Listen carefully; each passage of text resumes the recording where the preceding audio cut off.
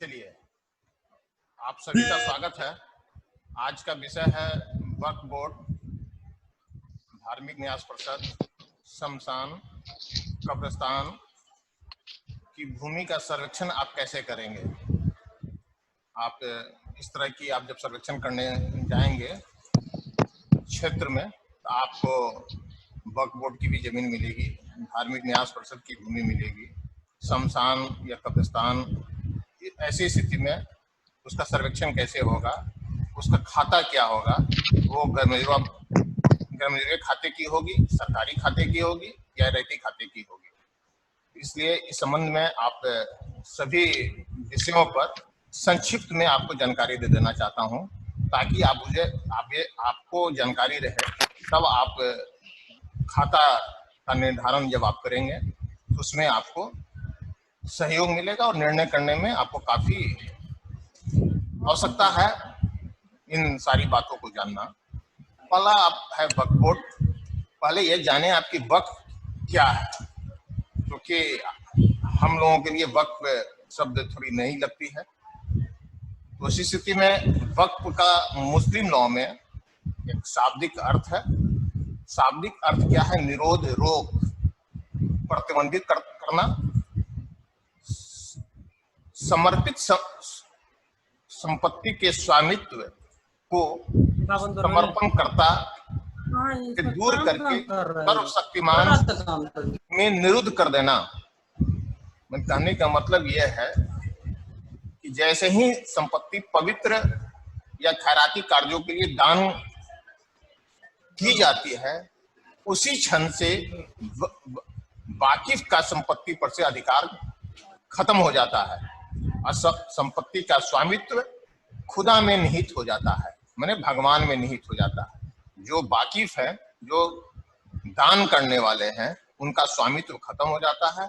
उन संपत्ति है वो अल्लाह या खुदा जो है उनमें निहित हो जाता है, वो उनकी माना जाता है। ये मुस्लिम लॉ में इसकी परिभाषा दी गई है। इसे जानना आवश्यक है कि आप ये जान गए होंगे कि वक्फ क्या होता है। उसके बाद आप जान लें कि वक्फ की संपत्ति का जो है अंतरण नहीं होता है, क्योंकि इस संपत्ति में स्वामित्व ईश्वर में निहित होता है। म्यूट कर दीजिए सभी, समझ गए ना। इस संपत्ति का अंतरण नहीं होता है। यदि आप सर्वेक्षण कर रहे हैं, कोई व्यक्ति यदि आपके पास दस्तावेज देते हैं ये संपत्ति हम खरीदे हैं, तो इस स्थिति में वो गलत है। इस संपत्तियों का जो है अंतरण नहीं होता है, इसलिए क्योंकि जो संपत्ति दान होती है उसको माना जाता है कि वो ईश्वर में निहित हो गया है। साथ ही ये आप जान लें कि वाकिफ कहते हैं जो समर्पण करता वाले को, दान करने वाले को, इसमें कहा गया है। तो वाकिफ की समाप्ति की जाने की पर संपत्ति पर अस्थायी नियंत्रण समाप्त हो जाता है। जैसे ही वो दान किए, उनका अस्थायी नियंत्रण समाप्त हो गया और संपत्ति का स्वामी हमारे ईश्वर हो गए, हमारे खुदा हो गए। ये इस प्रकार ये होता है। आप ये साथ ही ये जान लें कि वक्फ कितने प्रकार के होते हैं, ये भी आपको जानना आवश्यक है। आपको मिलेगा तो वक्फ 2 प्रकार के होते हैं, एक लोक वक्फ और एक आपका निजी या प्राइवेट वक्फ। लोक वक्फ माने पब्लिक वक्फ। तो लोक वक्फ किसे कहते हैं, इसको भी आपको बता देना चाहता हूं। जो सार्वजनिक वक्फ धार्मिक या खैरात के प्रयोजनों के लिए होता है। लोक वक्फ अपने निजी परिवार के लाभ के लिए उत्पन्न नहीं होता है। कोई व्यक्ति अगर दान कर दिए तो उनके परिवार के निजी लाभ में उन्हें नहीं मिलेगा। सभी धार्मिक और खैराती प्रयोजनों के लिए ये होता है। इसको कहते हैं लोक वक्फ। एक बार दान कर दिया गया तो इसकी प्रयोजन सिर्फ गरीबों और उसे को फायदा पहुंचाने के लिए होता है। इसमें किसी जो वाकिफ होते हैं, समर्पणकर्ता होते हैं, उनके वंशजों का कोई अधिकार नहीं होता है। दूसरा है उनका निजी वक्फ। ये इसका संस्थापक निजी खानदान या वंशजों के लिए होता है।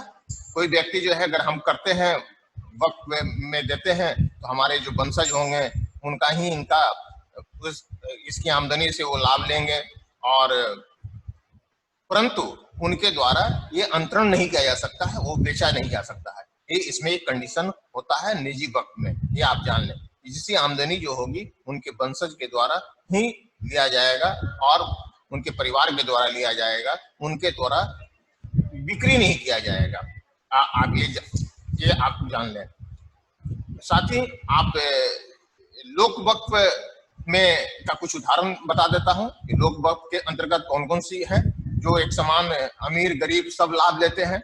जैसे आपका मस्जिद है, नमाज का मैदान है, ये लोक वक्फ के भी अंतर्गत आएगा।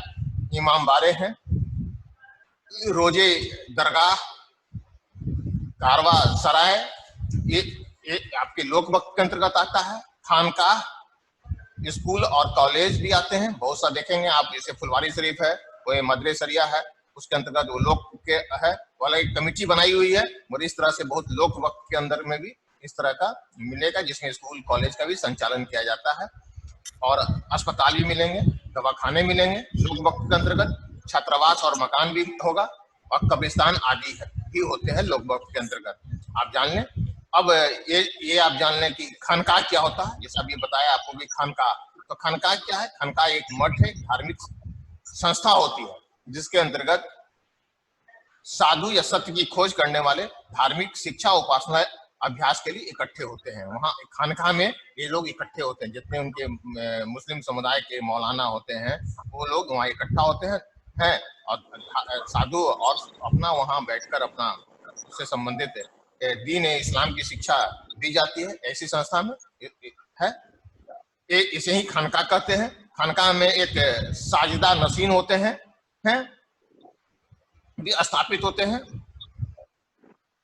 और साथ ही ये भी एक जान लें, यदि दरवेश के पर्दा करने के बाद, मैंने पर्दा मैंने देहवासन मैंने देश छोड़ देते हैं, मृत्यु हो जाती है, उनका भी दफन उसी जगह पर कर दिया जाता है, जिसे तकिया भी कहते हैं। आप कहीं कहीं देखेंगे, जैसे दानापुर के अंतर्गत तकिया पर है, तो तकिया पर क्या है, तो वहाँ उसी खानकाह में जो लोग साधु थे उसके जो थे, वहीं उनका देहांत हो गया, वहीं उनको दफन कर दिया गया तत्पश्चात, इसलिए वहां उस जगह को तकिया कहा जाता है। इस तरह का भी आपको मिलेगा, जो आप सर्वेक्षण के क्रम में आप किस्म भूमि तकिया भी लिख सकते हैं, खानकाह भी आप लिखेंगे, ठीक है। इसी तरह से कब्रिस्तान है। कब्रिस्तान क्या है? एक समर्पित भूमि है, निजी संपत्ति नहीं होता है। जब भी कब्रिस्तान होगा वो निजी संपत्ति के अंतर्गत नहीं माना जाता है। यदि बहुत से ऐसे मिलेगा आपको कि कैडेस्ट्रल सर्वे में वो रैयती भूमि थी है और उनके द्वारा अब कब्रिस्तान के रूप में वहां कब्र दफनाया जा रहा है, उसी स्थिति में जब आप विशेष सर्वेक्षण करेंगे उसे आप निजी के रूप में नहीं रखेंगे, उसे घर में जरूर आम खाते में आप डाल देंगे और किस्म भूमि कब्रिस्तान लिखेंगे। ये अनाबाद बिहार सर्वसाधारण और किस्म भूमि कब्रिस्तान आप दर्ज करेंगे है। इसके साथ साथ आप तकिया, जो आपको बताए कि जो विश्राम का स्थान होता था, जहां वो साधु जो उनके थे मुस्लिम समुदाय के जो कहलाते थे, वो उनकी देहांत हो जाती थी, वहां ही उनको दफन कर दिया जाता था और तत्पश्चात उसे तकिया कहा जाता था। इसे साथ ही है। फिर आपको मिलेगा दरगाह शब्द भी अब मिलेगा, तो दरगाह भी है ऐसे व्यक्ति का मजार या मकबरा के लिए प्रयोग में लाया जाता है, तो उसके मर जाने पर एक संत के रूप में सम्मान दिया जाता है, तो और उसे ही उसके अनुयायी जो होते हैं उस दरगाह पर जाते हैं, अपना चादर है फूल वगैरह वो चढ़ाते हैं, इसलिए उसको भी दरगाह भी एक शब्द मिलेगा आपको, जो सर्वे के क्रम में आप करेंगे। इमामबाड़ा मिलेगा। ये क्या है? किसी निजी मकान का वो भाग होता है जिसमें शिया मुसलमान जो होते हैं, जो आपका निकालते हैं मुहर्रम या दूसरे मौके पर जो विशिष्ट उत्सव मनाते हैं, तो उसकी जो है वो वहां जाकर मस्जिद की तरफ प्रार्थना के लिए सार्वजनिक स्थान नहीं होता है, मगर जो दहिया वगैरह निकालते हैं उसी स्थान पर ले जाकर इमामबाड़ा में रखते हैं, ठीक है। हाँ, मगर साथ ही ये भी जान लें इमामबाड़ा होता है कि वो सार्वजनिक के साथ साथ वो निजी भी हो सकता है। फिर आपका काजी शब्द भी सुनने को मिलेगा, तो काजी भी होता है कि वो ये न्यायाधीश की हैसियत से वो आप सभी प्रकार के दीवानी या आपराधिक मामलों में निर्णय देते हैं। जो मुस्लिम कौम के अंतर्गत वो काजी होते हैं, जो हम हैं, इस तरह की उनकी कुरान में प्रावधान है उसके अंतर्गत जो है काजी धार्मिक न्यायाधीश के रूप में कार्य करते हैं। अब आइए कि जो वक्फ बोर्ड होगी, जो संपत्ति दान किया जाएगा, तो दान कर दिया गया आपका लोक वक्फ में, तो उसका एक केयर टेकर होते हैं, उसको कहते हैं मुतवली। आप ये जान लें, मुतवली मुतवली होते हैं।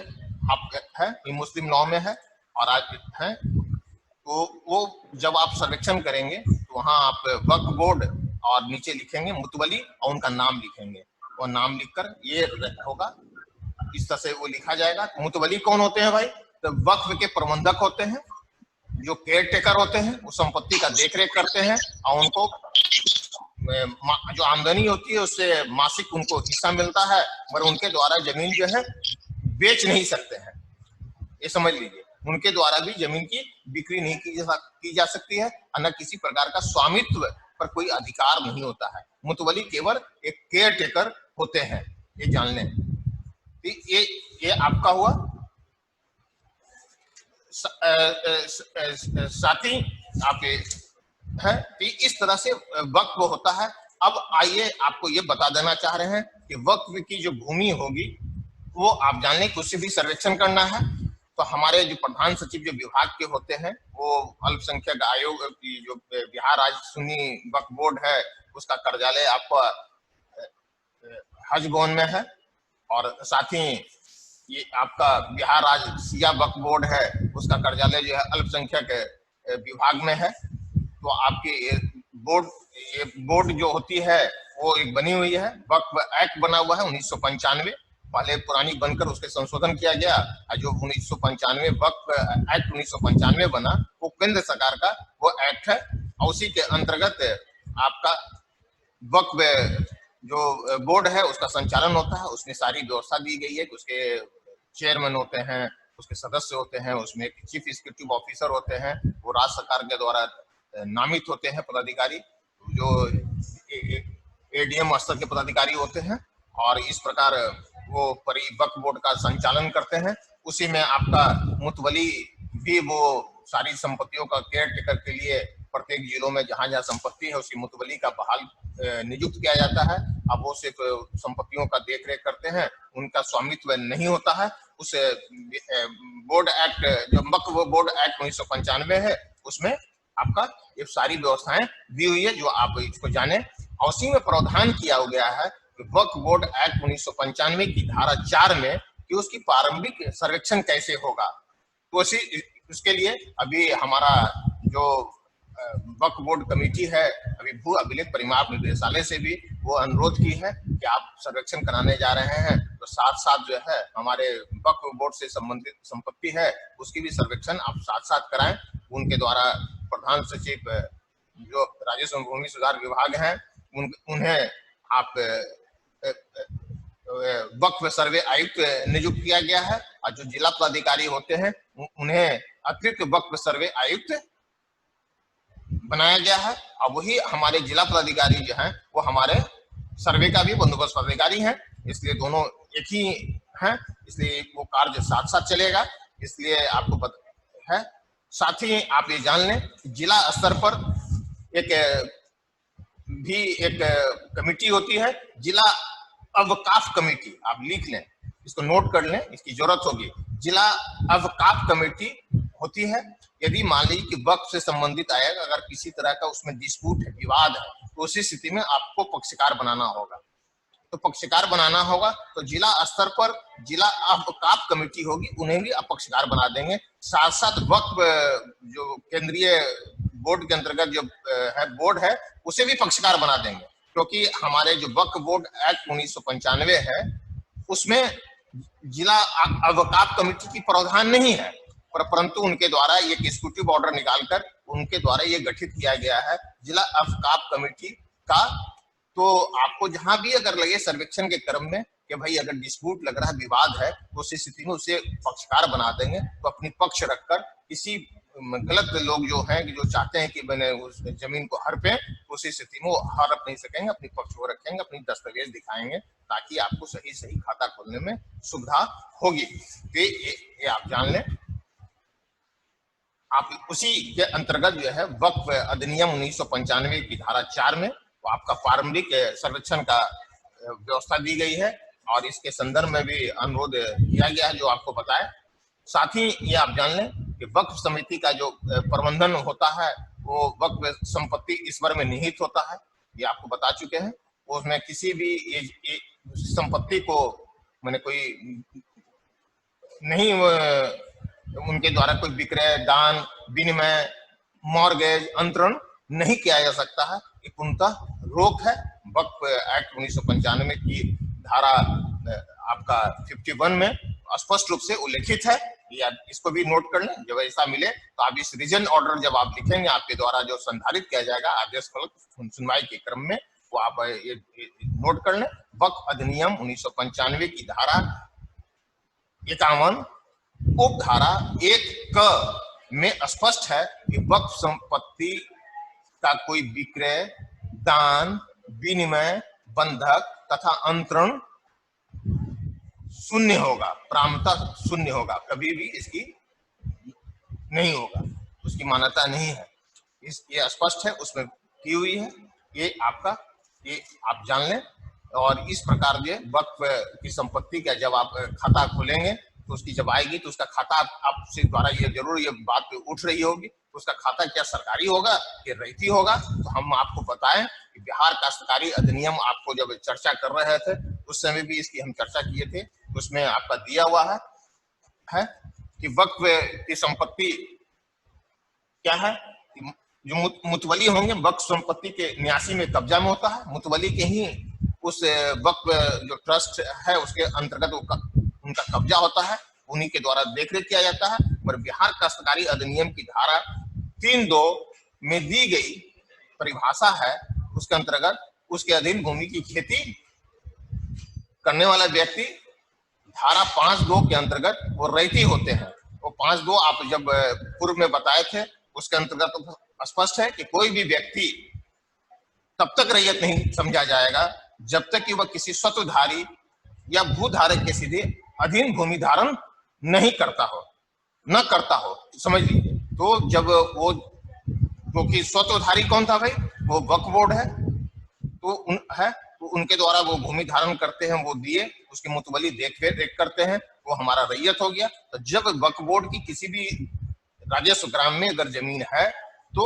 वक्फ बोर्ड और नीचे लिखेंगे आप मुतवली, जो उसका केयर टेकर होगा उसका नाम लिखेंगे, क्योंकि उनके द्वारा लगान लिया जाता है। और किस्म के रूप में अगर एग्रीकल्चर लैंड है तो उस प्लॉट के सामने लिखेंगे कृषि भूमि, और लगान जो आपका स्पेशल रूल्स के अंतर्गत जो लगान दिया गया है कृषि का, वो लगान वहां दर्ज करेंगे। यदि वो पास की भूमि है उसमें मकान है उसका वो दर्ज करेंगे। यदि मान लीजिए उसमें दुकान है, व्यवसायिक भूमि के उपयोग के रूप में की जा रही है, तो व्यवसाय लगान दर्ज करेंगे। इस प्रकार हमारे यहाँ जब भी खाता खुलेगा वो रैयती के रूप में खुलेगा। यदि वक्त में कब्रिस्तान है जिस प्लॉट में, उसे कब्रिस्तान के रूप में दर्ज करेंगे, और वो कब्रिस्तान वो सार्वजनिक उपयोग में हो रही है, इसलिए अनावाद सर्वसाधारण या ग्रामजुआ आम खाते में दर्ज करेंगे और किस्म भूमि कब्रिस्तान लिखेंगे, ये आप समझ लें, और उसमें लगान दर्ज नहीं किया जाएगा। इस प्रकार वो दर्ज होगा। इसी बिहार काश्तकारी अधिनियम के अंतर्गत वक्फ की संपत्ति को रैयती माना गया है। धारा 5(3) के अंतर्गत, धारा 5(3) में जो रैयत की परिभाषा है उसके धारा 5 उप धारा 3 के अंतर्गत स्पष्ट है कि कोई व्यक्ति तब तक रैयत नहीं समझा जाएगा जब तक कि किसी स्वत्वधारी या भूधारक के सीधे अधीन भूमि धारण न करता हो। यहाँ वक्फ बोर्ड की संपत्ति है, उनके द्वारा धारण करता है, इसलिए वो रैयत माना जाएगा। और इस प्रकार वो वक्फ की संपत्ति इसी तरह से होती है, ये आप जान लें। और वक्फ की संपत्ति वक्फ एक्ट 1995 के अधीन वो रहता है। आप ये हैं, और इस पर अभी सरकार काफी इसके आप जो सर्वेक्षण करने जा रहे हैं इसके साथ साथ ये भी कार्य आपको करना है, आप समझ गए। और किसी भी स्थिति में कोई भी व्यक्ति अगर विक्रय पत्र दिखाता है, एक्सचेंज दिखाता है, उसकी मान्यता नहीं देना है, वो बिल्कुल नल एंड वाइड है, उसकी कहीं कोई मान्यता नहीं है। सिर्फ हाँ खतियान आप दर्ज करेंगे वक्फ बोर्ड, और बाएं दरवे अविधारी के कॉलम जो बनाएंगे उसमें मुतवली, जो मुतवली वहां केयर टेकर होगा उसका नाम दर्ज करेंगे, और प्रत्येक खेसरा के सामने उस भूमि का किस्म और लगान जो होगा उसको दर्ज करते जाएंगे। वो बिल्कुल क्लियर हो गया, आप समझ गए होंगे। हाँ, अब इसी प्रकार से आपका धार्मिक न्यास बोर्ड ये 21 एक्ट से गाइड होता है। Bihar Hindu religious trust act है 1950, उसके अंतर्गत आपका धार्मिक न्यास परिषद का गठन होता है। ये भी केंद्र सरकार की एक्ट है, उसके अंतर्गत सभी राज्य अपना धार्मिक न्यास परिषद का गठन करते हैं, और इसे ही Bihar Hindu religious trust act 1950 भी कहते हैं। और इसी के तहत आप सुने होंगे धार्मिक न्यास परिषद का पटना में कार्यालय है, और ये कार्यालय कहाँ है ये आप अच्छी तरह से जान लें कि विद्यापति मार्ग है पटना में, वही धार्मिक न्यास बोर्ड की कार्यालय है। इसकी भी एड्रेस आप नोट कर लें, बिहार राज्य धार्मिक न्यास परिषद विद्यापति मार्ग पटना, क्योंकि आपको पक्षकार बनाना होगा। कहीं बहुत सी मठ की जमीन होगी, मंदिर की जमीन होगी, वहां कोई किसी व्यक्ति के द्वारा उसको कब्जा किए हुए वो दावा प्रस्तुत करेगा कि जमीन मेरी है, मेरे नाम से खाता खोलिए, मगर आपको जब जो जिस मठ में भी होते हैं उसकी भी सेवायत होते हैं। तो उसी स्थिति में उन तो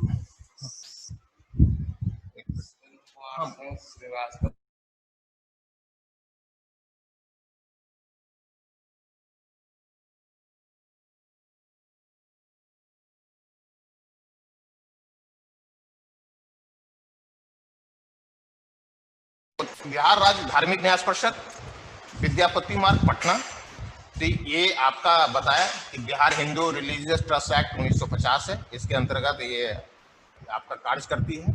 इनके अंतर्गत जो है पूरे बिहार में मंदिर मठ आप सुने होंगे कि महावीर मंदिर है, वो भी धार्मिक न्यास परिषद के अधीन कार्य चल रहा है, संचालन हो रहा है। इसी प्रकार जितना मठ मिलेगा, बड़े बड़े मठ मिलेगा जिसके अंतर्गत 200 एकड़ 300 एकड़ है, कबीर मठ मिलेगा, राम जानकी मंदिर मिलेगा, तो इस तरह से जो भी मिलेगी जब सर्वे आप करने जाएंगे तो उनकी राम जानकी मंदिर लिखेंगे, और जो उस मंदिर का सेवायत होगा, पुजारी होगा, जो धार्मिक न्यास परिषद के द्वारा रजिस्टर्ड होगा, उनकी मान्यता दी गई है, अब उनके पास पेपर होगा, उस तभी राम जानकी मंदिर सेवायत आप शैलेश कुमार मिश्रा पंडित पुजारी इस तरह से नाम दर्ज करेंगे, और खेसरा नंबर, और जो कृषि योग भूमि होगा तो कृषि योग भूमि लिखेंगे, उसका लगान लिखेंगे, और मंदिर का जो भाग जितना होगा, मंदिर स्थापित होगा जिस प्लॉट में उसका मंदिर वो भी लगान रहेगा। ये आप समझ लीजिए। इस प्रकार से वो धार्मिक न्यास परिषद का भी सर्वेक्षण आप करेंगे, उसका खाता का निर्धारण करेंगे। ये भी खाता रैखिक खाते में जाएगा, सरकारी नहीं जाएगा, ये आप समझ लीजिए। हाँ, जहां भी अगर लगे किसी व्यक्ति के द्वारा दावा किया जा रहा है या ऐसा भी महसूस हो ये कोई व्यक्ति कोई दावा प्रस्तुत कर रहा है कि ये जमीन मेरा है, मेरा इसमें कब्जा अवैध रूप से वो कब्जा किए हुए, उसी स्थिति में बिहार राज्य धार्मिक न्यास परिषद विद्यापति मार्ग पटना को आप पक्षकार बनाएं और सूचना दें, ताकि वो उनके द्वारा सभी साक्ष्य के साथ आपके जो तिथि निर्धारित करेंगे उपस्थित होकर अपना दावा रखेंगे। साथ ही ये जान लें कि बिहार धार्मिक न्यास बोर्ड में भी आप उसका जो एक्ट है उसका सेक्शन 41 उसमें भी कहता है स्पष्ट रूप से, आप ये लिख लें, नहीं 41 नहीं 44 में स्पष्ट है, ये भी जमीन power to transfer immovable property of a religious trust, इस भी कहता है कि नो ट्रांसफर, इसकी भी ट्रांसफर नहीं होगा, इस जमीन को भी कोई भी व्यक्ति पुजारी नहीं बेच सकते हैं, सिर्फ उसी स्थिति में बेचेंगे बिक्री करेंगे जब बिहार राज्य धार्मिक न्यास परिषद के द्वारा अनुमति प्राप्त हो या न्यायालय से अनुमति लेंगे तभी वो जमीन की बिक्री की जाएगी। तो इसी स्थिति में ऐसा मिलेगा कि पुजारी जी ही उस जमीन को 1 कट्ठा 2 कट्ठे बेच दिए और वो बोलेगा कि खाता हमको खोल दीजिए, उसी स्थिति में खाता नहीं खोलना है, क्योंकि उसी स्थिति में आप देखेंगे कि भाई ये धार्मिक न्यास परिषद का कहाँ आप परमिशन लिए हैं, उसका पेपर आप मांगेंगे देखेंगे, और उसके बावजूद भी ऐसा मिलेगा वो पेपर फेक रहेगा है। तो इसी स्थिति में भी बिहार राज्य धार्मिक न्यास परिषद को अपक्षकार बनाए और उनके द्वारा जब आपत्ति नहीं की जाए, उनके द्वारा ये बताया जाए कि हाँ मेरे अनुमति से ये जमीन बिक्री की गई है, तभी आप खाता का जिस व्यक्ति क्रेता होंगे उनके नाम से संधारण अलग करेंगे और उसका अलग होगा। नहीं तो आप जो भी बिहार राज्य धार्मिक न्यास परिषद है उनकी ही नाम से खाता आप अविधारी खाता का निर्धारण करेंगे, खाना खसरा पंजी का निर्माण करेंगे और उसमें सेवायत के रूप में उस पंडित जी का नाम लिख देंगे और बाकी यही रहेगा। वो भी रैयत है, हमारे जो है बिहार राज्य धार्मिक न्यास परिषद की भूमि भी हम उसे रैयती के रूप में उसी सेक्शन 5(3) के अंतर्गत माना जाएगा। समझ लीजिए, ये एकदम क्लियर है। और साथ साथ कोई अगर मठ है, उसके जो सेवायत के रूप में जो महंत थे उनका देहांत हो गया, तो आप ये जान लें कि धारा 26 में क्या था, मृत्यु के बाद अधिभोगाधिकार का न्यायगमन। उस स्थिति में क्या था कि जब वो मर जाता है उसके परिवार, उसके बाल बच्चे जो होते हैं उसको उत्तराधिकारी नहीं हो गए, उनके द्वारा जो अगर विल किया गया या धार्मिक न्यास परिषद के द्वारा जिस महंत को वो नोटिफाइड किया जाएगा, उनके मरने के बाद वो उत्तराधिकारी उनके चेला जो है चेला रहेंगे, उस स्थिति में उनके चेले के नाम से उसका खाता का संधारण होगा, खाता खुलेगा सिर्फ सेवायत के रूप में। जब भी अगर लिखा जाएगा तो बिहार उस महंत जो संस्था होगी, जिस मठ होगा, कबीर मठ हो तो कबीर मठ, जिस से नाम हो, जैसे आप सुने होंगे उग्र तारा मंदिर है सहरसा में, वहां भी एक है, तो उसके नाम से खाता खुलेगा, सिर्फ उसके जो प्रधान पुजारी होंगे वो सेवायत के रूप में उनका नाम होगा।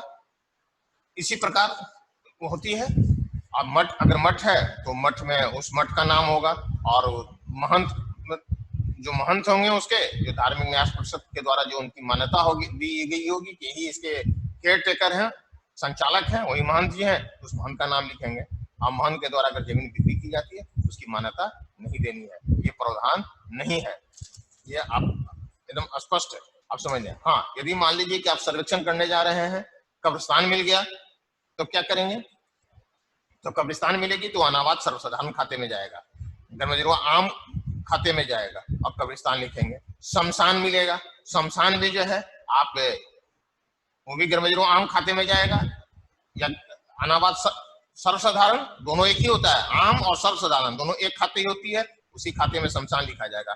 कहीं कहीं ऐसा मिलेगा आपको कि गिरी होते हैं हिंदू समुदाय का, एक वो भी एक कास्ट है, उनकी वो शमशान में दाह संस्कार नहीं करते हैं, वो अपनी मृत्यु के पश्चात अपने उस डेड बॉडी को उनके द्वारा भी दफन किया जाता है, वो भी कब्रिस्तान होता है।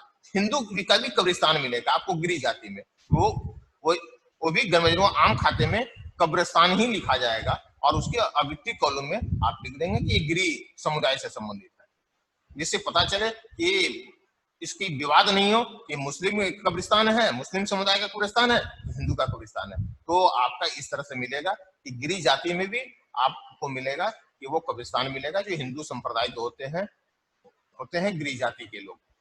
ये आप समझ लें, ये है। और साथ ही एक और आपको इस क्रम में बता देना चाह रहे हैं कि हक सफा भी एक होती है। आप देखेंगे सर्वे में जो चौहदीदार होता है उसका पहला हक होता है, तो उस स्थिति में चौहदीदार का पहला हक होता है कि जमीन बिक्री होती है, चौहदीदार को उस जमीन पर परचेज करने का उसका पहला अधिकार होता है। परंतु अगर मान लीजिए कोई जो व्यक्ति जमीन बेच रहा है तो अपने चौहदीदार को अगर जमीन नहीं दे रहा है, तो उसी स्थिति में चौहदीदार बीसीलाड़ के न्यायालय में जाकर अपना वाद दायर करते हैं, और दायर करके उनको निर्णय प्राप्त होता है, और जो बीसीलाड़ का निर्देश होता है उस हिसाब से उस जमीन का वैल्यू के हिसाब से न्यायालय के माध्यम से वो जमा कर और न्यायालय ही उनको रजिस्ट्री करती है। तो उसी स्थिति में भी इस तरह का भी आपको सर्वे के क्रम में मिलेगा, जिसके नाम से आप खाता खोलेंगे तो आप देखेंगे कि उसमें वो व्यक्ति जिसके नाम से पूर्व में था उस व्यक्ति के द्वारा विक्रेता के रूप में बिक्री नहीं की गई है, वो न्यायालय के माध्यम से की गई है, और निबंधन कार्यालय के द्वारा वो निबंधित किया जाता है। तो उसी स्थिति में भी आप उसको बोलेंगे कि अंचल कार्यालय जाइए, दाखिल खारिज करा कराइए, और उसके नाम अगर वो आ जाता है राजस्व रसीद लेकर और जो सेल डीड होगी उसके आधार पर आप जौंदी खोलेंगे। हक सफा व्यक्ति जो है वो जमीन बेच नहीं सकता है, वर्तमान एक सर्टेन पीरियड होता है, उनको बेचने पर रोक होती है, ये आप जान लें। इस प्रकार आपका है। साथ ही ये आप जान लें कि हिंदू विधि में हिंदू विधि होती है, उसी के अनुसार से बौद्ध जैन और सिखों का भी मैंने शासित होती है, उसी पर लागू होता है। जैसे हिंदू सक्सेशन एक्ट है वो आपका सिख जैन और बौद्ध पर भी लागू होती है। इस तरह का भी अगर मिलेगा तो आप उसका संधारण, अगर उसकी सक्सेशन हिंदू सक्सेशन एक्ट 1956 के अंतर्गत ही आप उसका निर्धारण उसका उत्तराधिकार का करेंगे। ये आपको जानकारी दे रहे हैं। और इस प्रकार वक्फ से संबंधित आप समझ गए होंगे कि वक्फ की जमीन की आप जब भी खाता खोलेंगे वो सरकारी नहीं होगी, वो रैयती माना जाएगा। धार्मिक न्यास बोर्ड का भी होगा तो वो रैयती ही जाएगा। सिर्फ रैयती में जो महंत होंगे उनका नाम नहीं होगा, वो सेवायत के रूप में उस महंत का नाम होगा, और ऊपर में रहेगा उस जिस मठ का नाम जमीन होगी उस मठ का नाम रहेगा। सिर्फ वो महंत केयर टेकर होते हैं, न कि वो उनका स्वामित्व होता है। उसी प्रकार से वक्फ बोर्ड में भी सिर्फ मुतवली जो होते हैं वो केयर टेकर होते हैं, उसके परमानेंट मैनेजर होते हैं, सिर्फ उस संपत्ति का देखभाल करते हैं, उनके कब्जा होता है, न कि वो उनका स्वामित्व होता है। ये आप ये जान लें। वक्फ बोर्ड की भी आप संपत्ति का सर्वेक्षण आपको करना है, और ये निर्देश भी मिलेगा, और अभी हमारे निदेशालय को वक्फ बोर्ड अनुरोध कर चुकी है, इसकी भी आपको जानकारी दे देना चाहते हैं। और इसकी भी आपको एकक संपत्ति का करना है, उसका खाता सर्वेक्षण करना है, और उस स्थिति में जहां भी अगर विवाद मिले तो उसे उसका निर्धारण जब करेंगे तो उसी स्थिति में जिला आकिफ अब कमेटी है उसको भी पक्षकार बनाएंगे, और साथ साथ वक्फ बोर्ड को भी पक्षकार बना देंगे, ताकि वो अपना उपस्थित होकर सारा अपना साक्ष्य के साथ उपस्थित हो और दिखाएगा। ठीक है, चलिए कुछ और ओपन कीजिए। हाँ, कोई प्रश्न है तो इसके बारे में बात करें, कोई विशेष नहीं है, संक्षिप्त में बताना था आपको।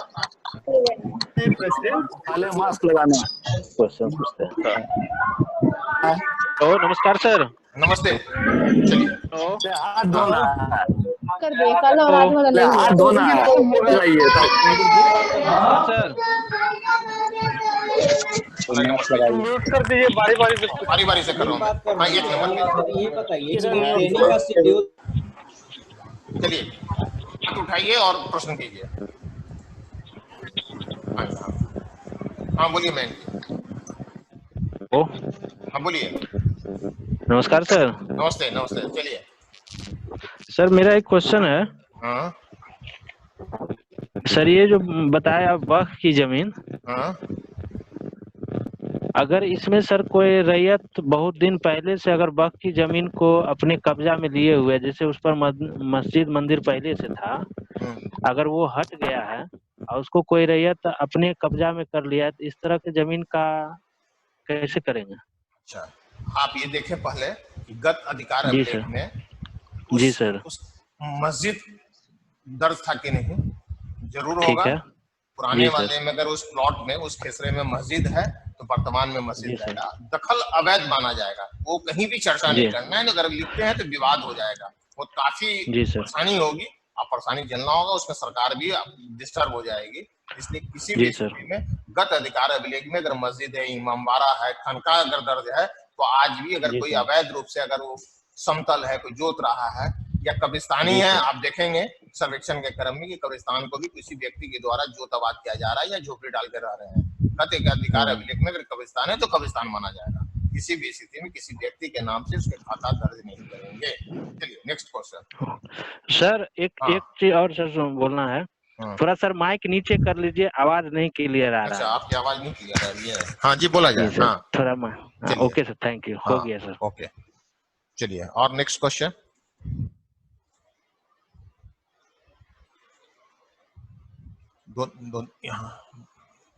हाँ बोलिए मैंग जी।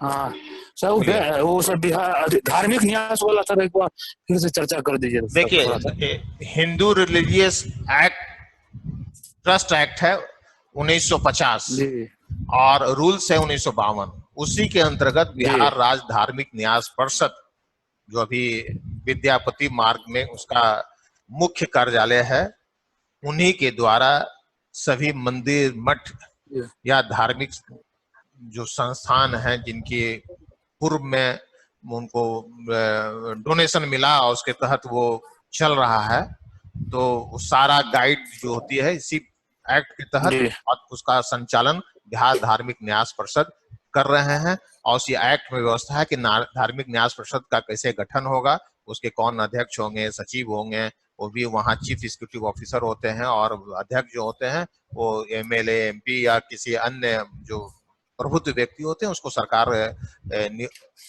नामित करती है। तो इस तरह की सारी प्रक्रिया एक्ट में दी हुई है, और उसमें एक्ट में आपको बताया कि धारा 44 है, उस धारा 44 में भी है कि जो धार्मिक न्यास परिषद की भूमि है वो किसी व्यक्ति विशेष के द्वारा वो उसकी बिक्री, दान, विनिमय, बदलायन ये अंतरण नहीं किया जा सकता है।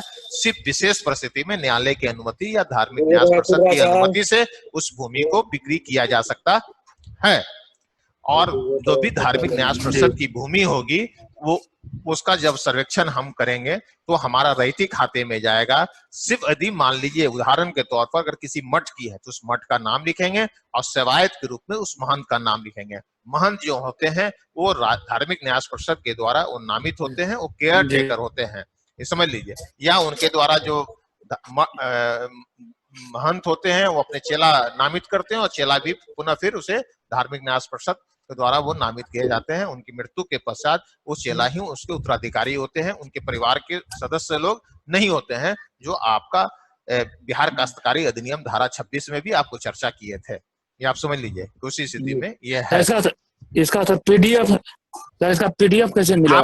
आप गूगल पर जाएंगे तो Bihar Hindu religious trust act, हाँ गूगल में जाएंगे, Bihar Hindu religious trust act 1950 search करेंगे, आपको मिल जाएगा।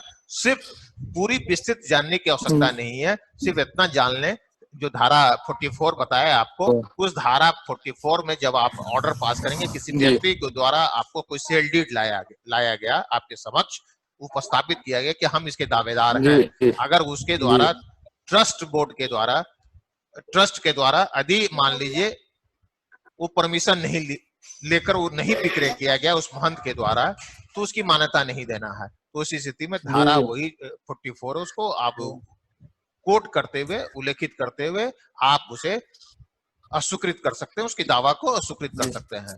क्योंकि जब भी अगर बता दूंगे कि उस एक्ट में प्रावधान है कि न्यास परिषद के द्वारा वो या न्यायालय के द्वारा अनुमति के पश्चात ही महंत के द्वारा बिक्री किया जाएगा, वो धार्मिक प्रयोजन के लिए या उसके विकास के लिए, ये आप समझ लें। चलिए नेक्स्ट कोई क्वेश्चन? हाँ और कोई इस पेज में नहीं है? चलिए हाँ यहाँ है ऋतु मंगलम जी, बोलिए ऋतु मंगल जी। जो प्राइवेट लैंड में जो मंदिर बना हुआ है, जो पिछले देखिए प्राइवेट लैंड में मंदिर है तो वर्तमान में रिलीजियस ट्रस्ट भी अपना सर्वे कर उसकी रजिस्ट्रेशन करते रहती है। यदि मान लीजिए रजिस्ट्रेशन नहीं हुआ है और सार्वजनिक स्थान पर प्राइवेट, अगर किसी की चहारदीवारी के अंदर में मंदिर है और किसी व्यक्ति का जो है और उस पूरी चहारदीवारी किसी रैयत का ही है तो उसका निजी मंदिर हो गया। अगर सार्वजनिक स्थल पर अगर है तो उस मंदिर अगर पहले निजी माने रैयती भूमि किसी निजी था और सार्वजनिक है उपयोग में हो रही है तो उस मंदिर को आप सार्वजनिक खाते में डालेंगे, अनावाद सर्वसाधारण गैर मालिक खाते में उसे दर्ज कर देंगे।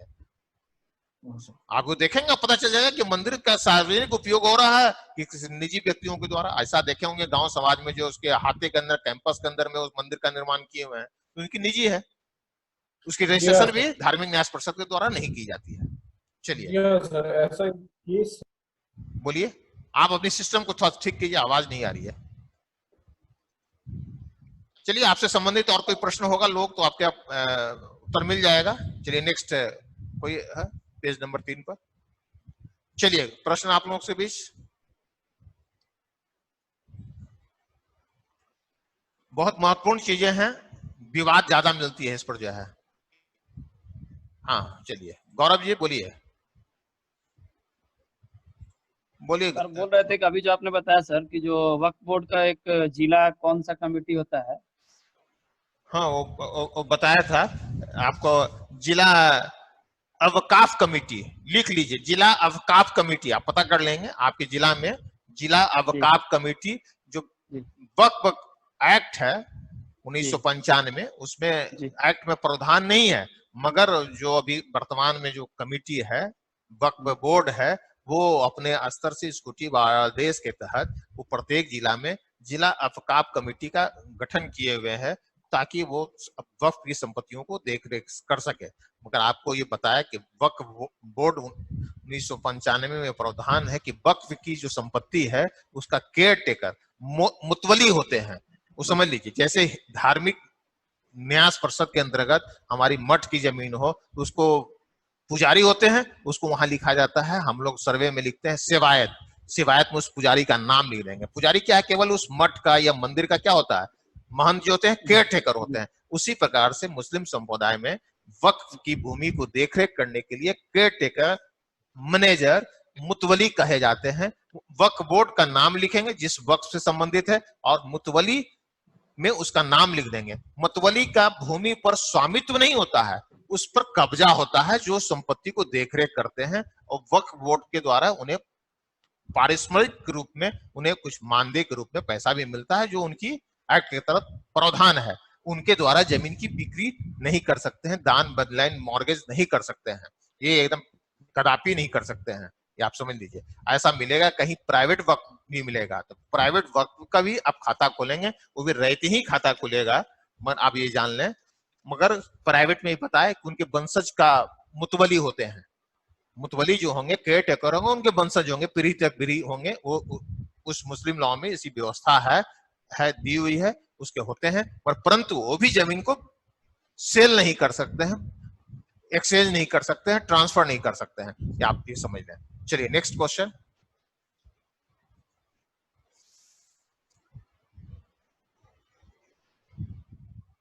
जी अख्तर अली जी, हाँ बोलिए। सर मेरा क्वेश्चन है कि सर जैसे कि हिंदू सक्सेशन एक्ट 1956, ठीक है, और इसका धार्मिक न्यास परिषद का गठन 1950, इसके तहत, और मुस्लिम लॉ 1995, इसके तहत तीनों चीज आ गया। इसमें आपका एक कॉलम तभी बताया गया कि सर लगान का निर्धारण भी उस कॉलम में लिखना है। इसका लगान सर पे कौन करेगा, जो उनका मुतवली है या इन धार्मिक न्यास संघ का जो मतलब ये है वो करेंगे अपने न्यास से निकाल के कैश को, या अन्यथा नहीं, मुतवली के द्वारा वो किया जाता है। और उधर आपका जो हिंदू धार्मिक न्यास परिषद के अंतर्गत जो मठ होती है उसके सेवायत महंत होते हैं, उनके द्वारा किया जाता है। आप मुतवली को अकाउंट्स भी मेंटेन करना है। आप जो बोर्ड एक्ट, जो वक्फ बोर्ड एक्ट 1995 है, ये इधर हुआ, पहले बनी हुई थी 1913 में ही बनी हुई थी, वो संशोधन कर फ्रेश बनाया गया 1995 में। मुतवली केयर टेकर हैं, आमदनी भी वो लेते हैं और अकाउंट्स भी मेंटेन करते हैं, आप समझ लीजिए उनके द्वारा। और समय समय पर जो वक्फ बोर्ड होती है वो ऑडिट भी कराती है।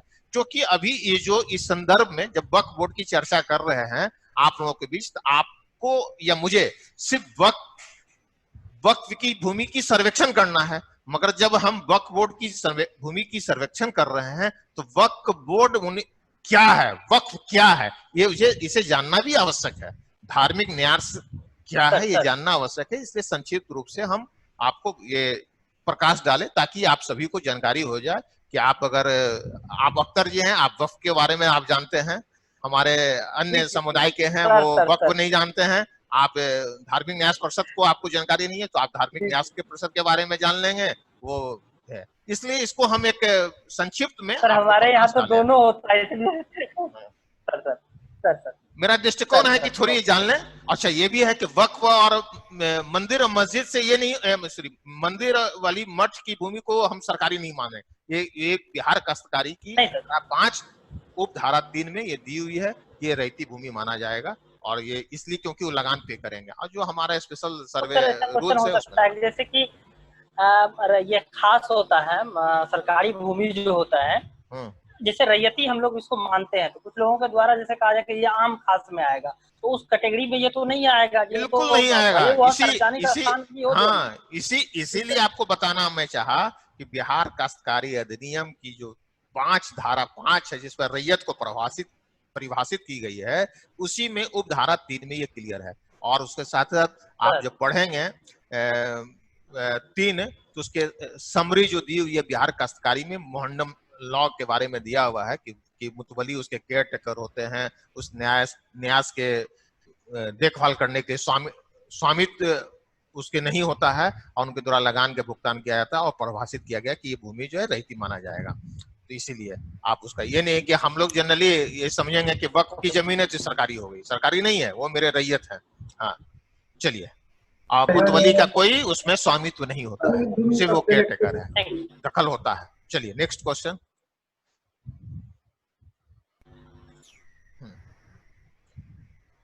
हाँ इधर है राजकमल जी, बोलिए। पहले देखा गया है कि एक ही जगह पर जमीन में स्कूल भी रहती हैं, हॉस्पिटल भी रहती है, काफी रहते हैं लोग, लेकिन पता चलता है कि मठ की जमीन है। पंडित जो है दान। हाँ आवाज जैसा क्लियर नहीं आ रही है, फिर दोबारा से प्रश्न करें आप।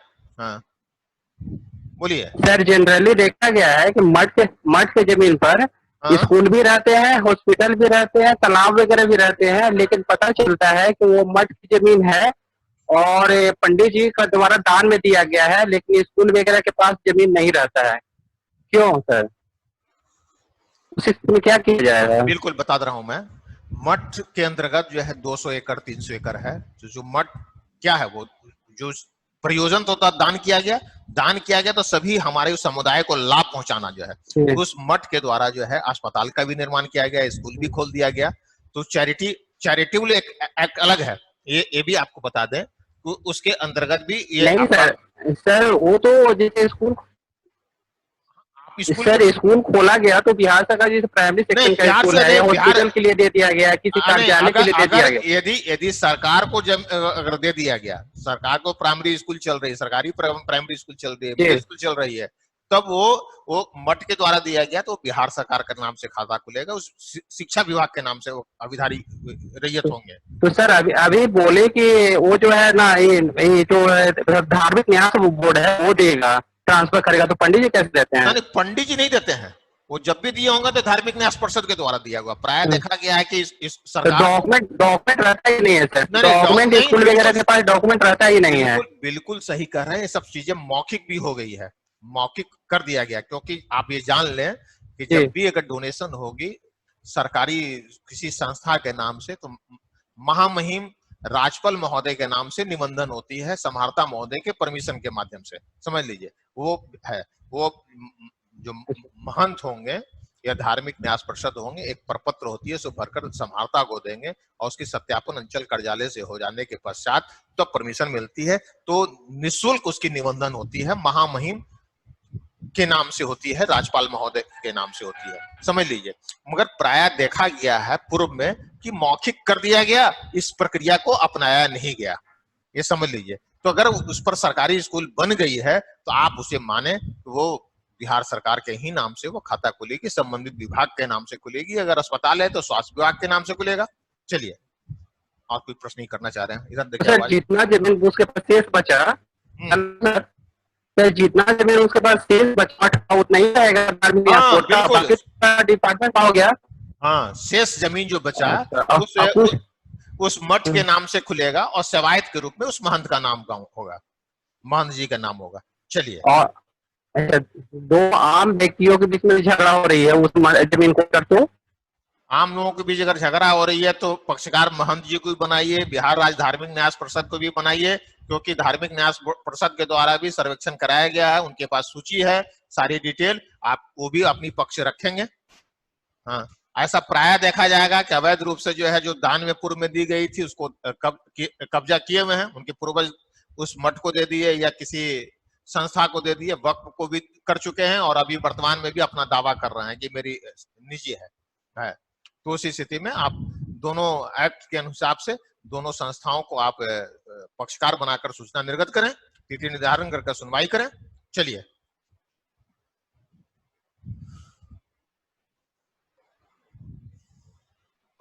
और कोई प्रश्न?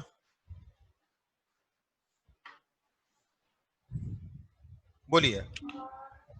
हाँ सर, वो पूछना था कि ये वक्फ बोर्ड की जमीन और धार्मिक न्यास बोर्ड की जमीन के अंतर्गत जो संस्थान वगैरह आते हैं उनका तो खाता उसके हिसाब से खोला जाएगा, लेकिन उसके अलावा जो मस्जिदें हैं या मंदिर है तो उनका खाता किस रूप में वो किया जाएगा? बताया आपको कि गैर मजरूआ आम या नए सर्वे में बिहार सरकार अनावाद सर्वसाधारण के खाते में जाएगा। प्लॉट सारी नंबर मस्जिद है, रहेगा, सारी मंदिर का सब। अगर मंदिर है तो मंदिर लिखेंगे, और जी शिव मंदिर लिख देंगे, काली मंदिर लिख देंगे। इस तरह से आपका मिला हुआ है। खेसरा पंजी प्रपत्र 6 बनाने के लिए आपका निर्देश मिलेगा, उस तरह संसाधन करेंगे। अगर मस्जिद है तो मस्जिद भी है, बहुत सा जो है इमामबाड़ा है आपका जी है, तो उस तरह से गरमजरू आम और अनावाद बिहार सर्वसाधारण खाते में जाएगा। ये आप जान लें, गरमजरू आम और सर्वसाधारण एक ही खाता होता है। और गरमजरुआ मालिक, गरमजरुआ खास या अनावाद बिहार सरकार, ये तीनों एक है। वर्तमान रिविजनल सर्वे जब हो रहा था, उस समय अनावाद बिहार सरकार लिखा गया खाते का, और अनावाद सर्वसाधारण लिखा गया। और वर्तमान स्पेशल सर्वे में भी अनावाद बिहार सरकार, अनावाद सर्वसाधारण लिखने का प्रचलन रहेगा। जी। जो सरकारी जमीन है सर जी, हाँ। सरकारी जमीन जो है बिहार सरकार की, उसके अंतर्गत अगर इंक्रोचमेंट हुआ है या मंदिर का या मस्जिद वगैरह का, मंदिर मस्जिद आप लिखेंगे, कोई दिक्कत नहीं है। ऐसा आप देखेंगे कि गरमजरू मालिक जमीन है और पूर्व में वो पड़ती था, कैडेस्ट्रल सर्वे में लिखा हुआ, वर्तमान में उसमें कब्रिस्तान के रूप में उसका उपयोग हो रही है, उसका प्रयोग कब्र दफनाया जा रहा है, तो वर्तमान में उसको कब्रिस्तान कर दें।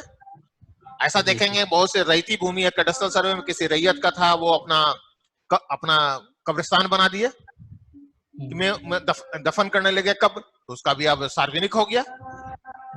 जब तक सर्वे नहीं हुआ तब तक उनका निजी भूमि था, और जब से ही कब्र के रूप में होगा तो सार्वजनिक हो जाता है वो, आप समझ लीजिए। चलिए नेक्स्ट। Thank you. क्या अख्तर जी सहमत है ना? ओके चलिए।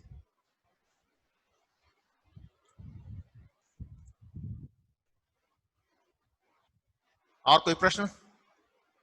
इधर नहीं, राजकमल जी तो आप तो बात कर लिए। अब नेक्स्ट लोगों से अच्छा मौका देते हैं आपको, अभी समय है मेरे पास में काफी, हाफ एन आवर है।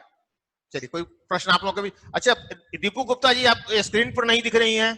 मनीष कुमार, अनुराग जी, कहाँ आप लोग अब्सेंट हैं? लगता है आप लोग अब्सेंट हो जाइएगा। सब लोग अपना अपना स्क्रीन पर दिखने लगी है। इसका अन्यत्र ध्यान रखेंगे तो दिक्कत हो जाएगी आपको।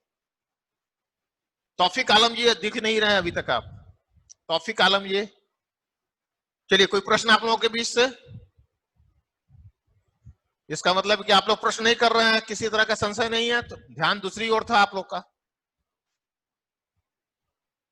कोई प्रश्न आप लोगों के बीच? चलिए नेक्स्ट। हाँ लास्ट। हाँ चलिए फिर दोबारा आ रहे हैं आप लोगों के समक्ष। आप लोगों के बीच कोई प्रश्न है? हाँ इधर है राम जी। हाँ बोलिए राम जी। मेरा कहना था कि वक्फ बोर्ड के अंतर्गत कोई ऐसा जमीन है जिस पर लगान लगेगा सर?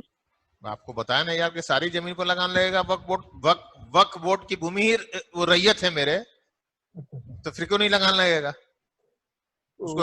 आप लगता है कि गाड़ी में है, कहीं आप सफर कर रहे हैं, ध्यान दूसरी ओर है। नहीं सर अभी आप इस तरह से गलती नहीं करें। सफर कर रहे हैं और उसके बाद ध्यान नहीं, आप पूछ रहे हैं। सारी कहानी आपको सारी हम अब अंत कर दी है, बता चुके हैं कि वक्फ एक्ट है 1995 और बीटी एक्ट का भी हवाला दिए कि बीटी एक्ट की धारा 5 उप धारा 3 में स्पष्ट है वो रैयती माना जाएगा। तो आप तो सफर में हैं, कहीं रुक जाइए, रुक कर जो है पहले आप लेक्चर को सुन लीजिए तब सफर करें। नहीं तो बहुत अच्छी विषय है वक्फ धार्मिक न्यास परिषद की भूमि, और चूक जाइएगा बहुत परेशानी होगी। और गलत कर दीजिएगा तो अपराध की क्षमा भी नहीं है, समझ लीजिए। बहुत डिस्प्यूट, ऐसा डिस्प्यूट हो जाएगा कि आप समझ लीजिए। प्राय आप समाचार पत्रों के माध्यम से आपको जानकारी मिलती रहती होगी, इस तरह की भूमि जो है इस समुदाय से संबंधित मामला बन जाता है। हाँ चलिए नेक्स्ट क्वेश्चन। एक पूजा कुमारी जी जाइए पीछे। पूजा कुमारी जी,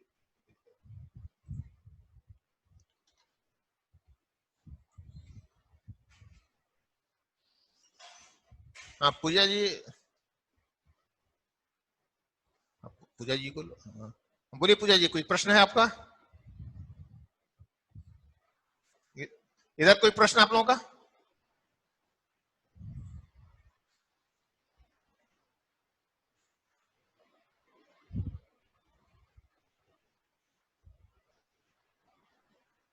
चलिए कोई और प्रश्न?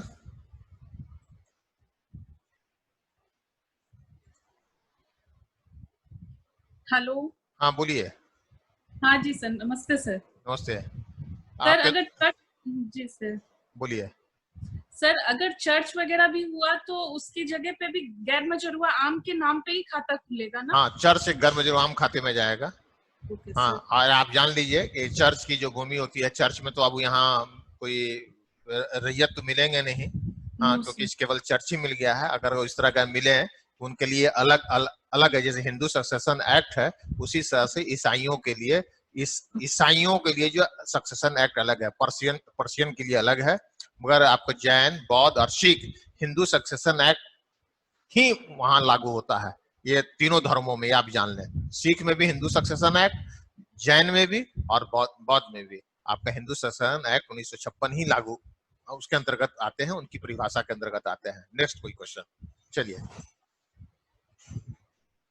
आप लोगों के बीच, हाँ उधर देखिए दो हैं, एक हाँ बोलिए। सर हाँ सर मैं ये कह रहा हूँ सर कि मतलब जो भी क्वेश्चंस वगैरह जो होते हैं, लड़के लोग जो क्वेश्चन करते हैं सर, तो सपोज किए सर अगर मैं ये बातें जान रहा हूँ तो फिर हमें भी वैसा कोई मौका दे जो कि उनका क्वेश्चन का आंसर मैं दे पाऊँ, ताकि आप वो जज कर पाए सर कि हाँ मैं ठीक बोल रहा हूँ या गलत। क्योंकि ऐसे क्या हो रहा है सर कि बहुत सारे क्वेश्चन ऐसे होते हैं जो बिल्कुल नेग्लिजिबल होते हैं और उस पर टाइम पास हो जाता है, फिर हम लोग का टाइम नहीं मिल पाता सर। वो तो देखिए अभी वैसी सिस्टम नहीं है कि आपके द्वारा अगर प्रश्न किया जाए तो उस तरह से जो है। आप चलिए बोलिए ना, क्या आपका प्रश्न है? जी क्या बताना चाह रहे हैं आप? हमारा प्रश्न ये है सर कि जो हमारा ट्रेनिंग शेड्यूल था सर 21st डे का, तो जैसा कि मैम से पहले भी बात हुई थी तो उन्होंने बताया कि जब तक आगे का कोई नोटिफिकेशन नहीं आता है तब तक ये क्लासेस कंटिन्यू चलेगी। तो सर अभी ये कब तक का कोई ऐसा फ्यूचर है? नहीं, आपका जैसा मुझे जानकारी है कि विशेष सर्वेक्षण सहायक बंदोबस्त पदाधिकारी का ये सप्ताह अंतिम हो संभावना है कि अंतिम हो सकता है। हाँ, अभी इसके बारे में पूरी कंफर्म नहीं बता सकते हैं। आपको जानकारी विधिवत मिल जाएगी, मगर मेरे द्वारा जो मेरी जानकारी में कि संभवतः ये आपकी अंतिम सप्ताह होगी। बहुत धन्यवाद। विधिवत आपको दिया जाएगा जो है।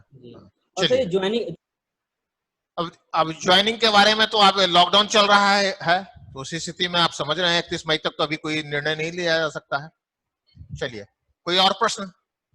हाँ इंद्रजीत जी कोई प्रश्न करना है? इंद्रजीत से बोलिए। इंद्रजीत जी, जैसे सर हमारा ये धार्मिक न्यास बोर्ड का जो कोई जमीन है सर, मठ का जमीन है, और उसने महंत ने किसी को दान कर दिया या फिर किसी को कुछ पैसे लेकर रजिस्टर कर दिया, लेकिन जब रैयत को ये बात पता चला कि नहीं ये तो बिल्कुल अनफेयर है, ये ऐसा हो नहीं सकता है, तो फिर वो अप्रोच कर रहा है ये धार्मिक न्यास बोर्ड को सर, उनके डायरेक्टर को अप्रोच करा और फिर वहां से अपना पेपर्स वगैरह कंप्लीट करवाता है और न्यास बोर्ड से फिर अपना वो जमीन रजिस्टर करवाता है। तो क्या सर ये वैलिड डॉक्यूमेंट हो जाता है वो जमीन? देखिए जब यदि मान लीजिए कि मैं महंत हूं और आपको जमीन रजिस्टर्ड कर दिया जाकर जो है, और जब आपको पता चला कि ये विधिवत नहीं हुआ, मेरे द्वारा धार्मिक न्यास परिषद से अनुमति नहीं ली गई है, तो आप अब इस स्थिति के बाद अगर आप जाते हैं तो अगर वो अनुमति देता भी है तो उसको मान्यता नहीं होगी। निबंधन से पूर्व ही मान्यता देना था उनको, समझ लीजिए। उसमें एक्ट में व्यवस्था है कि जो पुरानी कमेटी थी उसको उस 3 वर्ष पूर्व में भी अगर कमेटी है और अगर अनुमोदन किया गया है, उनकी अनुमति दी गई है तो उसकी मान्यता होगी। इस एक्ट में प्रावधान है, ये आप समझ लीजिए। तो अगर बाद में जाता है, बाद में अनुमति दी जाती तो उसकी वो विक्रय पत्र की मान्यता नहीं होगी, आप समझ लीजिए। हम लोगों से पर्सनल इंटरेक्शन का सर सेकेंड हाफ में जो शेड्यूल था अभी तक हम लोगों को नहीं मिला है सर। मिलेगा, हाँ मिल रहा है। चलिए ना, उसकी वो जानकारी आपको मिल जाएगी, आज मंडे है, मिल जाएगी। चलिए प्रश्न इससे संबंधित अभी कीजिए ना। हाँ चलिए, आप बहुत महत्वपूर्ण है ये। हाँ ये ऊपर में देखिए अमृतांशु राज जी हैं, बोलिए। बोलिए सर, मेरा एक क्वेश्चन है सर। हाँ सर ये खतियान में जो है वो मठ लिखा हुआ है सर जी, लेकिन उसको जो है लोग रजिस्ट्री करवा के मतलब वो उसको लिखती है, फिर वो जो है दूसरे को लिखती है, इसी तरह से मतलब अभी चल रहा है। तो उसका कैसे सर खतियान में क्या बनाएंगे सर? जो आपको खतियान मिलेगा गत अधिकार अभिलेख, उसमें अगर वर्तमान में उसकी अंचल कार्यालय में जौंदी नहीं चल रही है, उसके सेवायत कोई नहीं है, तो उससे संबंधित आप धार्मिक न्यास परिषद को सूचना तुरंत दें। एकदम रजिस्टर्ड भेजेंगे, धार्मिक न्यास परिषद विद्यापति मार्ग को भेजेंगे।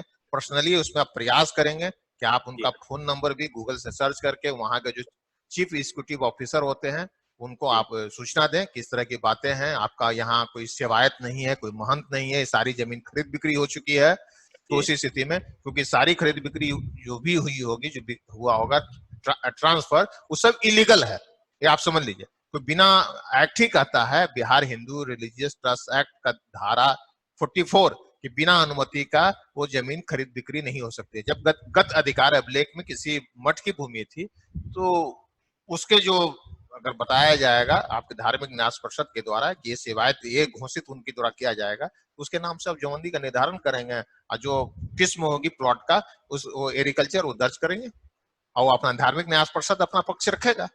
वो सारे डीड को जो है अपना सिविल कोर्ट में बात दायर कर कर उसे रद्द कराएगा, क्योंकि डीड जब एक बार हो जाती है तो सिविल न्यायालय के द्वारा ही वो उन्हीं के द्वारा सिविल न्यायालय के द्वारा ही रद्द किया जा सकता है। निबंधन कार्यालय कहीं सक्षम नहीं है, ये समझ लीजिए। Okay, thank you sir, thank you. और चलिए, और कोई प्रश्न आप लोगों से?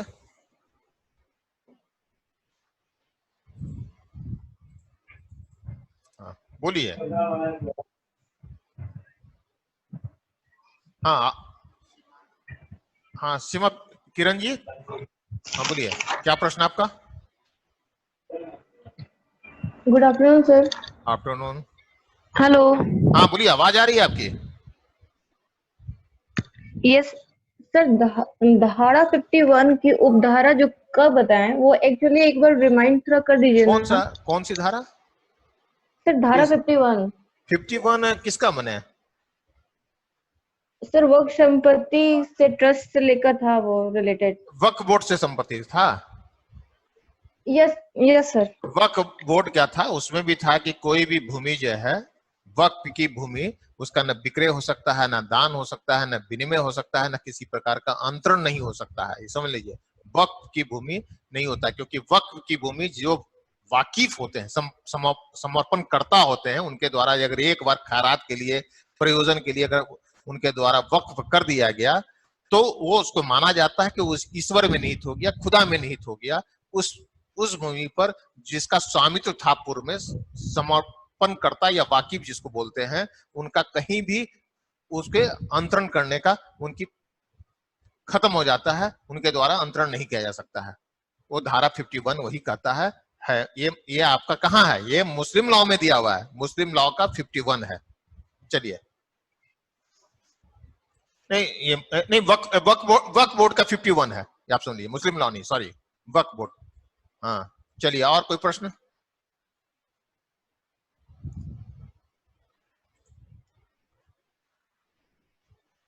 आप लोगों के बीच से कोई प्रश्न?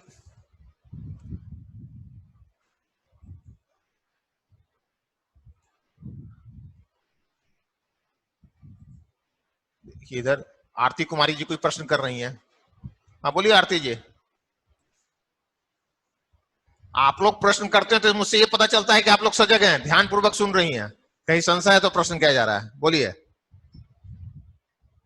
सर अगर किसी रैयत की जमीन उसके वंशज अगर किसी रैयत की जमीन उसके वंशज ने मंदिर के नाम से लिख दिया हो और वो वंशज मर जाता है सर, मतलब जो करते हैं, ठीक है ना, वो रैयत चाहता है कि अब उसको वो जमीन वापस मिल जाए, रिटर्न। नहीं मिलेगा। मंदिर अगर बन गया, मंदिर का निर्माण जब हो गया तो उसके आज ऐसा बहुत सा मिलेगा कि हमारे दादाजी जो है दान कर दिए मंदिर के लिए, स्कूल के लिए, स्कूल का भवन भी बन गया, अब चाहते हैं कि नहीं नहीं मेरे दादाजी दान नहीं किए थे। जब भवन का निर्माण हो गया तब उस संस्था का नाम से खाता खुलेगा। हाँ अगर वो वंशज जो जमीन लिखे सर, अगर वो बस मौखिक रूप में दे दिए और उनके पास कोई दस्तावेज नहीं है सर, लेकिन रैयत के पास कुछ भी प्रूफ हो सर, तो फिर क्या खाता मतलब मंदिर के नाम से ही खुलेगा? हाँ मंदिर के नाम से, रैयत के नाम से, मंदिर के ही नाम से। जब मंदिर का निर्माण हो गया तो उसको माना जाएगा कि सार्वजनिक हो गया वो। अगर आप देखेंगे बिहार में बहुत सी प्राइमरी स्कूल है, मध्य विद्यालय है, उच्च विद्यालय है, रैयत जो हमारे उसके जो खतियानी जो रैयत थे कैडेस्ट्रल सर्वे में, वो उनके द्वारा वो कर दिया गया। वर्तमान जो उसके अभी वंशावली के आधार पर आप देखेंगे उसका पौत्र या परपौत्र, उसके द्वारा कहा जाएगा कि नहीं मेरे दादाजी नहीं किए हैं। जब उसका चार दीवारी है, उसका दखल कब्जा है, तो आप उसे माने उस संस्था की भूमि है और संस्था के नाम से खाता खोलेंगे जो है, समझ लीजिए। हाँ, प्रायः ये नियम ये है कि जो भी व्यक्ति अगर किसी विभाग को या सरकारी संस्था के लिए अगर दान करते हैं तो वो उनके द्वारा महामहिम महोदय के नाम से, राज्यपाल महोदय के नाम से वो निबंधन होती है। समाहर्ता महोदय उसमें अनुमति देते हैं और उसमें निःशुल्क होती है, निबंधन फी नहीं लगता है, समझ लीजिए, रजिस्ट्रेशन नहीं लगता है। मतलब वो सर वो सेल नहीं कर सकता, मॉर्गेज भी नहीं ले सकता, लेकिन कुछ नहीं, लेकिन वो मतलब अगर एक रैयत है तो फिर वो दूसरे रैयत के नाम पे मतलब वो यूज कर सकता है सर जमीन को, लेकिन कुछ कर बेच नहीं सकता। हाँ, ओके सर, थैंक यू। नहीं, वक्फ वाले में दो तरह का वक्फ है, आपको पता है, एक लोक वक्फ, एक निजी जो है। निजी वाले में, निजी वक्फ जो होगा उनके वंशज ही मुतवली होंगे, समझ लीजिए, वो केयर टेकर होंगे, उनका स्वामी तो नहीं होगा, बेचने का अधिकार नहीं होगा, आप समझ लीजिए। हाँ, थैंक यू सर। ओके, और कोई प्रश्न? इधर है नीतीश जी, बोलिए नीतीश जी। पहले तो सर धन्यवाद, 17-18 दिन से हाथ खड़ा करवा सर, आज नंबर आया है। चलिए, आप जितने प्रश्न रखे हैं उसका जवाब आप हमसे लीजिए, आप प्रश्न करते जाइए। दो ही सवाल है सर। एक पुराने क्लास से है। हाँ? अगर कोई सर्वसाधारण की जमीन है तो उसको पर्सनल यूज में कैसे लाया जा सकता है लीगली? देखिए, सर्वसाधारण अनावाद सर्वसाधारण भूमि है या गैरमजरूआ आम भूमि है, ये आप समझ लीजिए। तो गैरमजरूआ आम जमीन में जो भूतपूर्व जो जमींदार थे, जिसे मध्यवर्ती भी बोलते हैं, उन्हें 1 जनवरी 1946 से पूर्व उन्हें बंदोबस्त करने का अधिकार था, समझ लीजिए। जब जैसे ही आपको जमींदारी हुई कि जमींदारी वेस्ट हो जाएगी, जमींदारी प्रथा समाप्त हो जाएगी, तो उस समय जो जमींदार थे, मध्यवर्ती थे, वो फटाफट बंदोबस्त करने लगे अपने करीबियों को। तो इसी स्थिति में सरकार के द्वारा ये सवाल नहीं सर, ये सवाल नहीं है मेरा। सवाल ये है कि सपोज मेरा प्लॉट है, मेरे प्लॉट के जो राइट हैंड या लेफ्ट हैंड साइड वाला कोई प्लॉट है, वो सर्वसाधारण का प्लॉट है, 1 कट्ठा 1.5 कट्ठा 2 कट्ठा कुछ भी हो सकता है। अब उस प्लॉट को मैं मतलब गवर्नमेंट को कुछ पे करके और यूज करना चाहता हूँ, मेरा उस पर अधिकार नहीं रहेगा, गवर्नमेंट जब भी चाहे मेरे से लैंड वापस ले ले। वो अलग है, वो सर्वेक्षण की इशू नहीं है। आप अगर अलग प्रश्न अगर आप कर रहे हैं तो इसी स्थिति में अगर कृषि भूमि है तो उसकी आप अगर आप रैयत हैं, बगल में सर्वसाधारण है, तो बंदोबस्त होती है भूमि जो है, और उसमें अब ये डिपेंड करता है कि आप किस श्रेणी के हैं, ये सब भी तय होती है, उसके बाद होता है। यदि ऐसा भी देखा गया है कि अगर पेट्रोल पंप आप ले रहे हैं तो खास माल मैनुअल के अंतर्गत पेट्रोल पंप अगर किसी सड़क के किनारे खोल रहे हैं, उसके आगे की भूमि सार्वजनिक है, आम भूमि है, तो उसके लिए भी प्रावधान है कि समाहर्ता महोदय से आप परमिशन लेकर आपको लीज के तौर पर आपको दिया जाएगा, और इस तरह की वो व्यवस्था है, ये आप समझ लीजिए। वो अलग है, वो आपका प्रश्न सर्वेक्षण से संबंधित नहीं था ये। हाँ, अच्छा, हाँ। अच्छा, दूसरा प्रश्न है सर, ये जो जैसे कई बार होता है कि एक तो नॉर्मल कब्रिस्तान है जो सब सारे लोग यूज कर रहे हैं, ये आज के क्लास से रिलेटेड है। तो दूसरा एक मैंने देखा है कि मतलब पर्सनल कोई आदमी है, वो एक कब्रिस्तान उसने बना लिया है, लेकिन उसमें वो सारे लोग नहीं आ रहे, उसमें सिर्फ उसकी फैमिली का ही वो हो रहा है दाह संस्कार एक तरीके से, है ना। तो उसका जो वो जो खाता खुलेगा वो उस पर्टिकुलर आदमी के लिए ही होगा या नहीं? जब भी कब्रिस्तान के रूप में उपयोग होने लगी तो अब सार्वजनिक माना जाएगा। लेकिन सर उसमें वो बाहर के लोगों को अलाउड नहीं करता है। अब अलाउ नहीं करता है, वो अलग चीजें हैं, वो सार्वजनिक माना जाएगा और उसे अनावाद सर्वसाधारण खाते में आप डालेंगे, और भूमि का किस्म कब्रिस्तान लिखेंगे, वो सार्वजनिक। कब्रिस्तान हो गया तो सार्वजनिक हो गया। शमशान अगर के रूप में है तो निजी है। जब भी अगर शमशान के रूप में हो रहा है तो वो निजी है, निजी नहीं हो सकता है, वो सार्वजनिक होगा। आप देखेंगे कि हिंदू संप्रदाय में गृह एक होते हैं, वो भी अपने जो शव होता है उसको दफन करते हैं, वो भी एक कब्रिस्तान के रूप में होता है। तो इसी स्थिति में व्यक्ति कॉलम में आप लिख देंगे, आपकी जानकारी के लिए बता देना चाह रहा हूँ। चलिए, और कोई प्रश्न? नहीं सर, थैंक यू। चलिए, और कोई प्रश्न? चलिए, आप लोगों उसके बीच से कोई प्रश्न? चलिए नेक्स्ट आ गया। हाँ, बोलिए।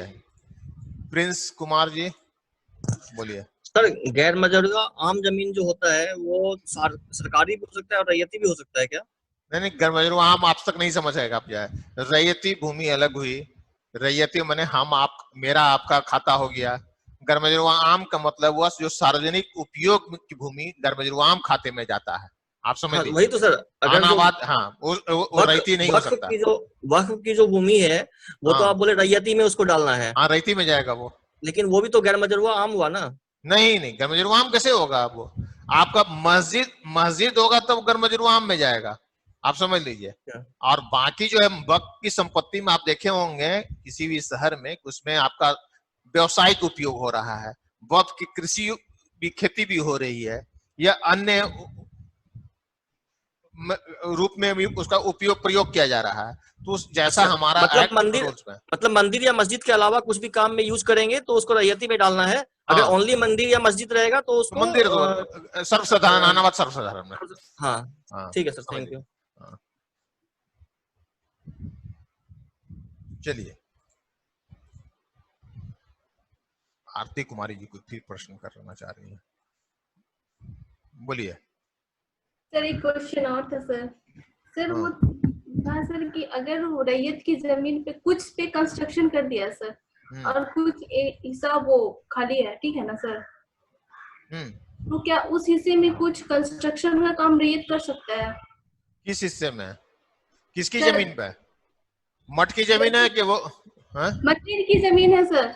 कुछ हिस्से में तो मंदिर बन गया सर, बस लेकिन कुछ जैसे कि 3-4 बीघा जमीन है सर, 1 बीघा में अगर कुछ बना दिया गया तो 2-3 बीघा जब बचा सर उसका, तो वो तो मंदिर के ही नाम से खाता खुलेगा सर। बिल्कुल मंदिर का उस जो जिस ट्रस्ट के अंतर्गत जिस राम जानकी मंदिर की अगर है तो राम जानकी मंदिर सेवायत पुजारी जी का नाम लिखेंगे।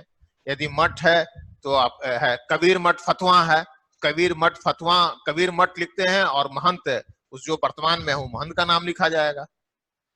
आप पटना के पास में एक फतवा एक ब्लॉक है, वहां एक कबीर मठ है, उस मठ के अंतर्गत 300-350 एकड़ भूमि है, आप समझ लीजिए। वहां महंत के उत्तराधिकारी के लिए जब महंत जी का देहांत हो गया है तो उस स्थिति में उत्तराधिकारी के लिए विवाद अभी तक चल रहा है। तो उस स्थिति में धार्मिक इधर की तो कुछ वर्षों से वो विवाद खत्म हुआ, धार्मिक न्यास परिषद स्वयं उत्तराधिकारी नियुक्त करती है, आप समझ लीजिए। हाँ ये सर जरूरत तो नहीं सर कि वहाँ मठ ही, मतलब अगर कोई मंदिर हो तो उसमें कोई पुजारी करता ही हो, कोई पर्सनल भी तो पूजा करता होगा। नहीं पर्सनल, वो तो पूजा दूसरी चीजें हो गई। उस पूरी मठ की भूमि का कोई केयर टेकर तो होगा ना, सेवायत होगा ना, वो धार्मिक न्याय परिषद के द्वारा वो संचालन किया जाता है। अगर छोटी सी मंदिर है सर तो उसमें अगर घर के छोटा मंदिर, वो तो छोटी मंदिर जब सार्वजनिक उपयोग हो गया तो 2 डेसिमल 3 डेसिमल का होगा तो उसका मंदिर बनाइए ना भाई, वहां खाते में जाएगा। सर ऐसा नहीं है सर, हम देखे हैं सर कि वो जमीन 3-4 बीघे जमीन है सर, उसमें कुछ एरिया में बना हुआ है सर, बाकी एरिया छोड़ा हुआ है। देखिए रैयती भूमि है और किसी रैयत के द्वारा मंदिर बना दिया गया सार्वजनिक उपयोग, तो जितनी मंदिर के अंतर्गत भूमि गई उसे ग्रामीणवा आम खाते में जाएगा, अनाबाद सर्वसाधारण खाते में जाएगा वर्तमान में स्पेशल सर्वे में। और बाकी जो रैयत की है, रैयत के जो तवाद में हो रहा तो रैयती खाता खुलेगा। चलिए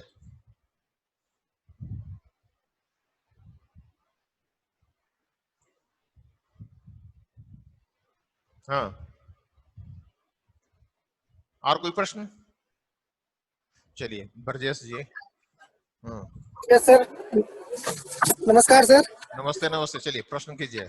सर जी हमको टाइम बहुत कम मिलता है, एक बार और मिला, एक बार दोबारा मिला, बहुत कम टाइम मिलता है। पूरा समय दिया आपको, जो है प्रश्न कीजिए क्रमवार।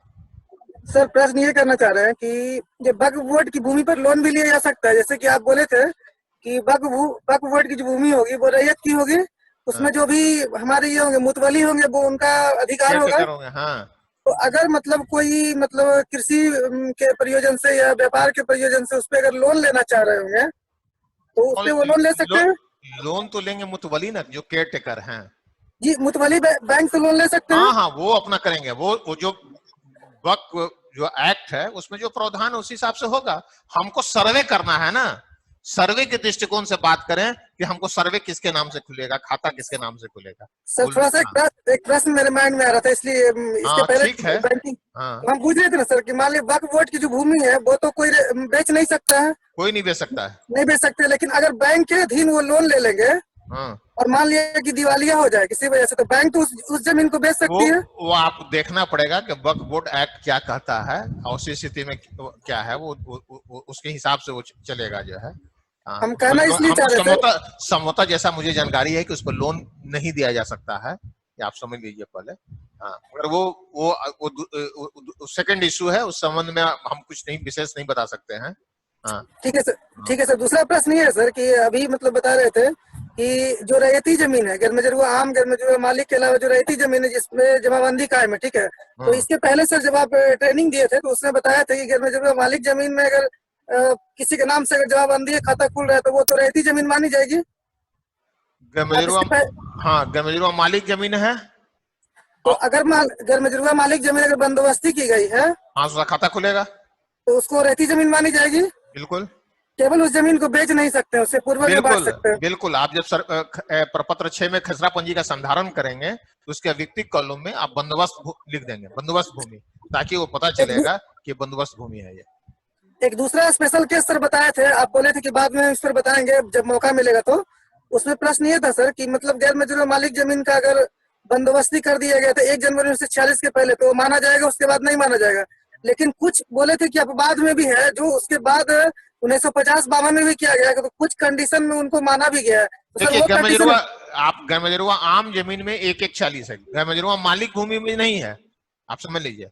तो गैरमजरूआ मालिक भूमि अगर 1952 में बंदोबस्ती किसी की गई है, तो वो मतलब वैलिड होगा कि नहीं होगा? हम होगा, जमींदारों के द्वारा किया जाएगा। यदि जमींदारी जो वो 1955 में समाप्त हो रही है, उनके द्वारा रिटर्न दिया गया और 1952 में बंदोबस्त कर दिए, तो गैरमजरूआ मालिक जमीन पूर्व में जमींदार थे और जमींदारी के बाद जब बिहार सरकार हो गया तो बंदोबस्त तो है दोनों स्थिति में।